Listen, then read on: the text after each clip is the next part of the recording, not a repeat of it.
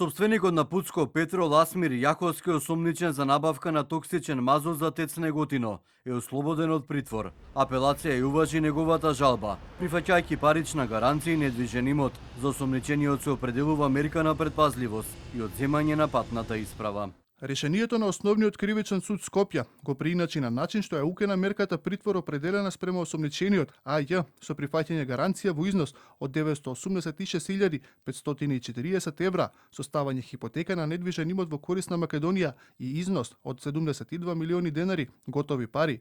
Последната сума како дел од гаранцијата представува паричен износ еднаков на претпоставената штета за која осомничениот се сомничи дека ја сторил во конкретниот кривично правен настан. Претходно и основното јавно обвинителство за гонење на организиран криминал и вишото јавно обвинителство Скопје даде предлог да се уважи жалбата на осомничениот со прифаќање на понудената гаранција. Јаковски еден од 13 осомничени во случајот Мазут, меѓу кои се поранешниот директор на ЕСМ Васко Ковачевски, кој е недостапен за органите на прогонот. Прво осомничени се сопствениците на компанијата РКМ Радко Капушевски и Ерџан Сулаковски, кои се сомничат за оштетување на државниот буџет за 167 милиони евра при набавка на токсичен мазут.